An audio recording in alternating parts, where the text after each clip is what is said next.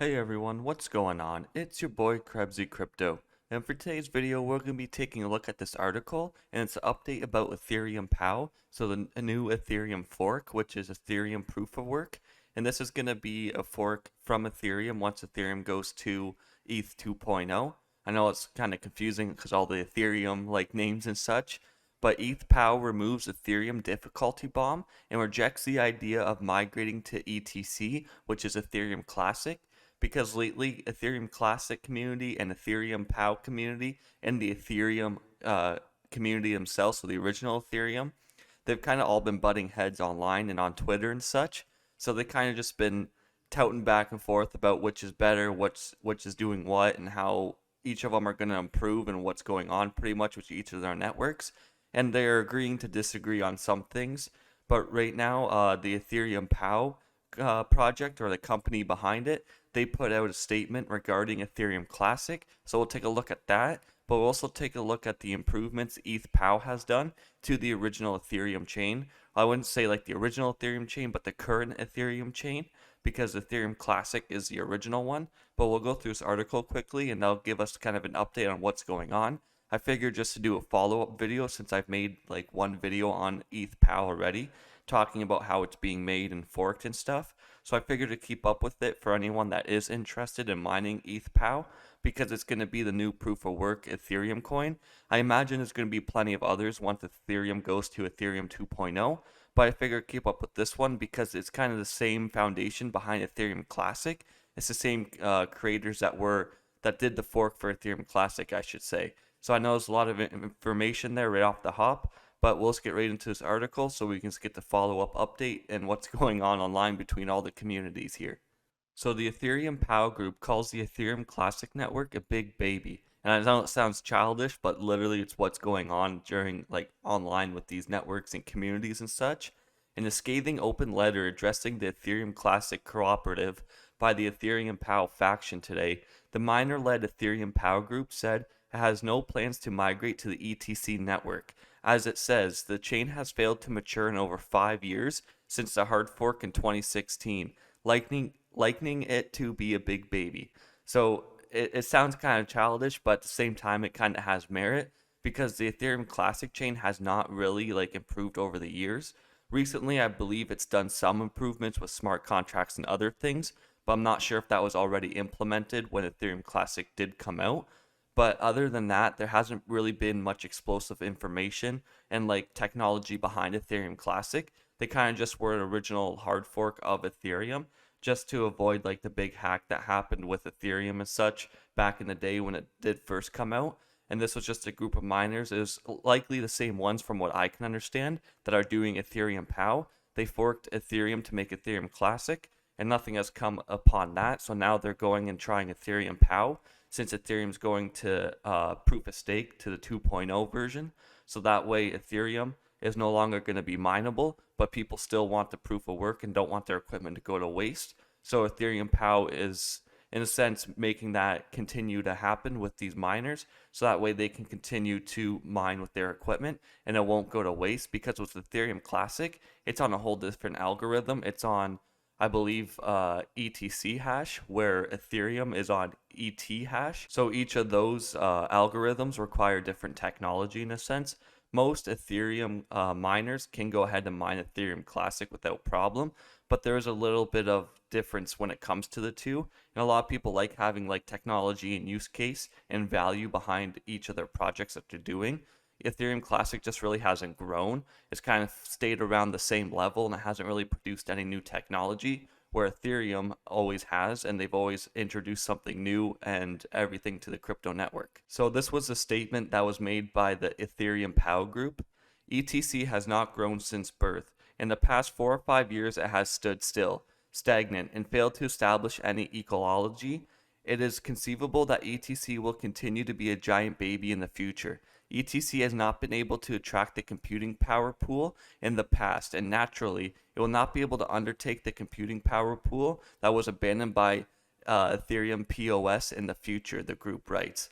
So they're pretty much saying that Ethereum is not going to be able to handle all the power that's going to come over from Ethereum to Ethereum Classic. just because of like the value of the coin. Because once you get more miners into there, it knocks down like the price of said coin, and it knocks just everything down and knocks everything out of whack because there's just so much more power and more computing power moving over to the algorithm. So it can make things a little wonky. So they're pretty well saying it's not going to be able to handle that. It's barely been able to handle the current computing power, and it's kind of been falling in price, but so has everything else. It's kind of rallied a little bit here and there, but nothing major because there's been no new technology behind it. It's not going to be able to undertake the computing power, so it's not going to be able to handle the pressure and computing power that's going to work its way over from Ethereum once it goes to 2.0 or proof of stake, if you will. So it is worth noting, though, that while people like Ethereum founder Vitalik Buterin have urged POW lovers to move to Ethereum Classic, the move is easier said than done for miners. Ethereum currently has a computing power of 996 terahashes a second, as pointed out by the miners, while ETC, which is Ethereum Classic, stands at only 27 terahashes a second. This implies that at the current levels, ETC cannot practically absorb all of the mining power of Ethereum, and that goes into, like I said, the price point of it, and just to do with the actual difficulty and things like that, it can cause more damage than good when moving a lot of this computing power throughout the network, and even to certain other coins too, it can do more damage than good.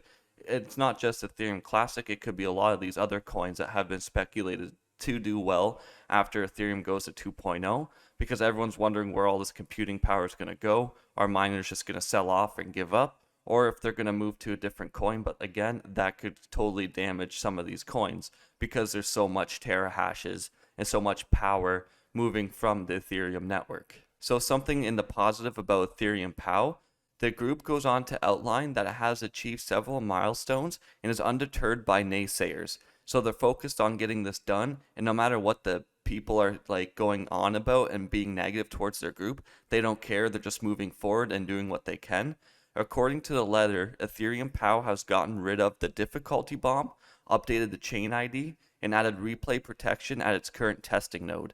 The group also notes that it has successfully garnered the support of 6 exchanges, expressing confidence that it would achieve its aims in the time for the merge in September. So it's already made improvements on the current Ethereum network, like it's already hard forked and everything, and it's ready to go, but they're just working on upgrades.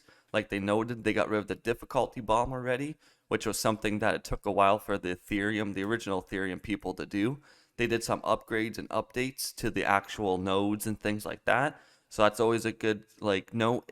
They are taking the time and doing things properly, it seems. They're not just making a fork, changing a few lines of code and calling it a day. They're actually doing improvements to the current network. So this could be a good thing. And the fact they're already picking up exchanges before they're even live is also a good thing. But I've also seen some articles go on to say that some of the exchanges went ahead and listed the token already, or the coin, for Ethereum POW, which in my mind's not good. I mean, you can go ahead and list it, but the value's not going to be really there because no one's mining this as of yet, as far as I know. I haven't seen a full release. There's just been work going on in the background of this. And it's also good to see that they're confident in achieving the time for the merge in September, because just like with Ethereum, they've always been changing dates and they've been moving things forward for years and years. So it's good to see this group is confident on their date and it'll be ready to go by the time the merge happens. So that way it'll be able just to pop off.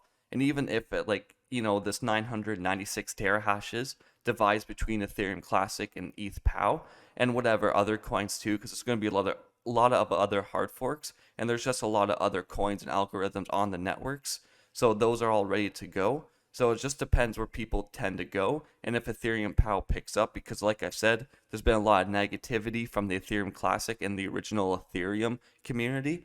There's been a lot of people that said this and that and don't believe that's actually gonna take off in the way that these developers presume it will. So it's worth noting that the Crypto Basic has previously reported that BitMEX and I think that's Polynex are amongst the exchanges that have shown support for ETHPoW hard fork as miners band together in the face of the upcoming merge. So there's a few exchanges that are already known and they're smaller exchanges, but they're also known in the community as well. But meanwhile, Buterin has asserted that he is not bothered by the POW hard fork, but warns about the interest driving the push for it, as he claims that most of these people are trying to make a quick buck. Notably, the POW push has failed to garner support from stablecoin issuers Circle and Tether, but I believe that's not a huge deal like the whole stablecoin thing right now, because a lot of these proof of work coins and such aren't released yet, and they're still getting worked on behind the scenes. There's a lot of proof of work coins that have recently came out that have support from some stable coins and such, but yes, it is a good fact to know that this could just be, a quick buck that someone could just try and be making money. But with the work and technology actually going into this and the time they're taking to promote it and get the work done, I don't believe it's just for a quick buck, because you would just fork it and call it a day, where these guys are actually doing things on their own will behind the scenes and such. But that's just my take on it. It's just over the next couple months, you will see probably a lot of proof of work coins, and I will do my best personally to kind of fish out the good ones and make videos and tutorials on that. I have a few tutorials I'm working on right now, and I'll be releasing those. But some of them are to do with proof of work coins, some are some other type of coins. But right now, I'm just kind of focusing on some news and keeping up with things until this Ethereum 2.0 comes out, because the market's so fluctuating and there's a lot of uncertainty going on right now, and we don't know what's going on with a lot of the coins. So I don't want to say this, that, and the other thing, and it just totally, throw some people off. But like I always say with my tutorials and such, I just, report the news. I just do tutorials to bring light to certain things. I'm not saying to go ahead and get behind it. I'm just saying, it could be a good thing for the future. It might not work out. It might work out. Who knows? I just like bringing the news and bringing knowledge to you guys, just to try to help everybody out at the end of the day. But other than that, it seems to be going well for Ethereum. The Ethereum merge continues to edge closer as of just a few days ago, because it says yesterday, but depending when this article was posted, I think it was just like a day or so ago. Developers successfully finalized the merge on the first test net. So the first test network of the new Ethereum completely went smooth. It all went well. They successfully finalized it. Moreover, developers are optimistic that the merge could happen sooner than expected. So I believe it's supposed to happen like September 16th or sometime in the first week or so of September, something like that. But they say that it could happen sooner than expected just because things are going so well with it. But Ethereum continues to trade just below the $1,900 price point, which is still holding up strong. At least it's still over $1,000. And it just depends, especially with like ETHPoW and such, where their price points are going to be. I've seen it listed on some exchanges for like $68, I believe. Yes, it has plummeted a bit, but there is no mining backing it, and there's not many people that actually have these coins. You can go ahead, I believe, and buy ETHPoW on some exchanges. Don't quote me on that. But once the mining starts, you'll kind of see more of a balance. When Ethereum goes to Ethereum 2.0, you'll see more of a balance on the Ethereum POW network, and you'll see if it's going to end up being stable, if it's going to be profitable. It's just hard to tell right now in the current state of things. But yeah, that's pretty much all the news I wanted to bring to you guys today. I just wanted to give you an update on ETHPoW and how they're going along with their project, and a little bit of how Ethereum themselves were doing, and just the drama going on with the Ethereum Classic community and the ETHPoW community, and also with the Ethereum community. But yeah, there's just so much drama going on, and there always is in the crypto network. There's a lot of people that highly support some projects, and they're always going to stand by them, which is nothing wrong with that. But I love just sitting back and watching it, seeing how it plays out myself. I never get backed behind anything unless it shows like solid technology coming with it, kind of like Ethereum in a way. I'm not really fond of it because of the high gas fees and other things, but that's another story. But like when it did come out, I agree it does have good technology like the NFTs, smart contracts, and a bunch of other things that proved its worth, just like Bitcoin has, just like Litecoin has, and a few others as well. There's actual merit behind it. But a lot of these newer ones like ETHPoW and such, they have to prove themselves in this network. Especially nowadays, people are getting more like caught on and educated with what's a scam, what's not a scam, and what's going on in the general network. So it's good to see, hopefully these things actually play out the way they say. They don't end up being like a rug pull or scam, because we do need something stable after Ethereum goes 2.0, because I feel like it's just going to ripple the whole network, and it could do a lot more damage than good when it comes to moving a lot of this computing power over to other algorithms and coins. But that's just my take on it. But other than that, I hope everyone has an amazing day. If you did enjoy this video, make sure to hit that like and subscribe button, as it lets me know you guys have been enjoying these type of videos. But that's all I got for you guys today, and this is Krebsy Crypto signing out.